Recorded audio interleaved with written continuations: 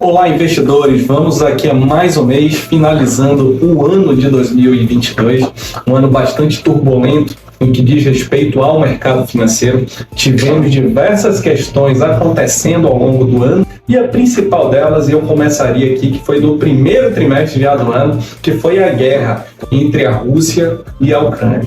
A guerra trouxe aí um cenário de aversão a risco no mercado global. Paralelo à guerra, depois tivemos a recessão nos Estados Unidos devido à inflação estar subindo por lá. Isso também complicou um pouco o cenário macroeconômico global, de maneira que os Estados Unidos aumentaram a taxa de juros. Eles tiveram que elevar os juros para conter o processo inflacionário que ocorria no mercado americano, como eu já falei aqui em vídeos anteriores.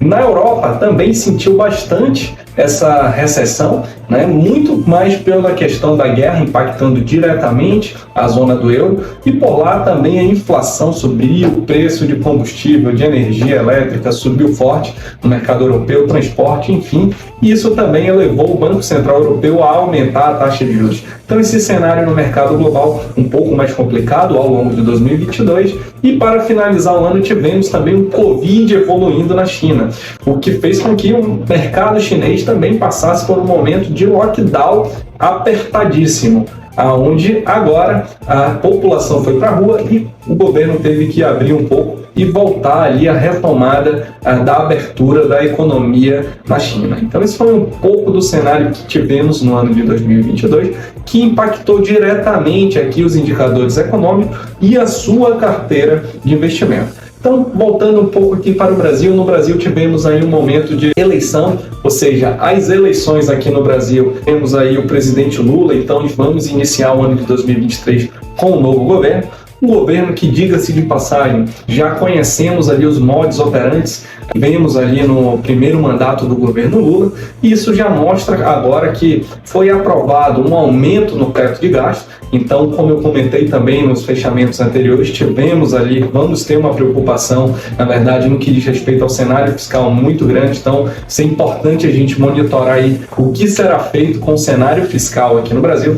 Foi aprovado um aumento extra-teto de gasto aqui para o novo governo a subir em torno de 170 bilhões de reais. Isso foi exatamente aprovado para manter as propostas de campanha, entre elas o Auxílio Brasil e também o aumento real do salário mínimo. Então vamos aí monitorar qual será a responsabilidade fiscal que esse governo deve ter. Vamos ter também aí o aumento de mais ministérios, então diga-se que já tem mais da metade dos ministérios que até então tinha ali o governo anterior Bolsonaro. Então também isso, querendo ou não, aumenta um pouco os gastos públicos aqui no nosso Brasil. Agora falando um pouco do resultado do ano anterior, tivemos ali no ano de 2022 como grande destaque aqui dos indicadores o CDI. Os investimentos de renda fixa foram os que ganharam um ano aqui de 2022. O CDI subiu no ano mais de 12%. A poupança ficou aqui em 7,9%, a caderneta de poupança como rentabilidade no ano de 2022. Tivemos também a Bolsa Brasileira, o índice Bovespa, que é o que mede ali a média das 60 maiores empresas, em torno de 4,9% no acumulado do ano de 2022. Tivemos ali o IFIX, que é o índice dos fundos imobiliários, com 2%. O dólar caiu, o dólar fechou o ano de 2022 desvalorizando em 13%. A Nasdaq, que é a bolsa de tecnologia, foi o grande destaque de queda. A Nasdaq caiu 33% no ano de 2022. E o S&P 500 teve ali 20% de queda no ano de 2022, o S&P 500, menos 20% no acumulado do ano, e o Dow Jones fechou ali, que da Bolsa Americana, fechou com menos 9,4% o Dow Jones no ano de 2022. Falando um pouco sobre o novo ano que se inicia e sobre as oportunidades que nós temos dentro do mercado, sem dúvida alguma eu vejo que é um ano onde a renda fixa, mais uma vez, deve liderar aqui dentro do mercado. Já temos a previsão dos juros aqui no Brasil se manter acima dos 12%, segundo o relatório Focus do Banco Central. É claro que precisamos monitorar a inflação. Se a inflação tiver um aumento significativo, é claro que essa tendência pode mudar e o Banco Central aumentar ainda mais os juros. Mas até o momento, a gente vê aqui no mercado financeiro a taxa de juros se mantendo aí em torno de 12%, e 12,5% ao longo do ano. E o PIB deve fechar o ano também de 22 acima de 3% de produto interno bruto, ou seja, vamos ter um crescimento econômico aqui no Brasil. E falando aí de oportunidades também de renda variável, teremos sim muita oportunidade em fundos imobiliários, principalmente as cotas dos fundos imobiliários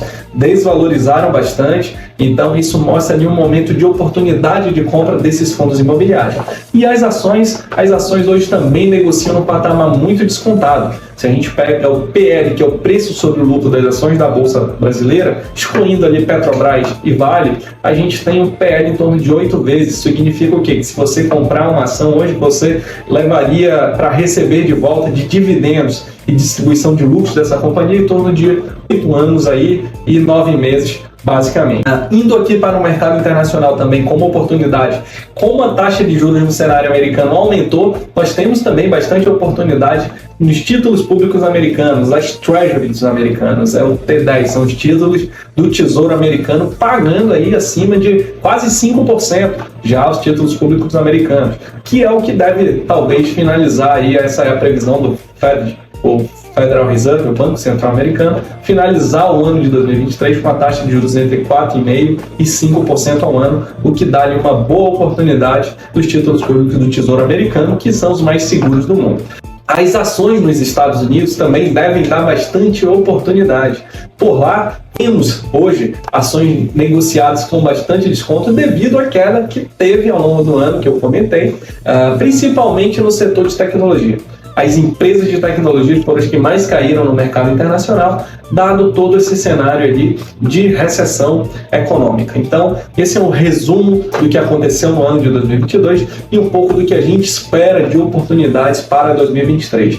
Diga-se de passagem aqui, você pode contar sempre com o seu assessor de investimento, contar com o seu gerente, a pessoa que lhe auxilia nos seus investimentos, para buscar ali como se posicionar diante desse novo cenário.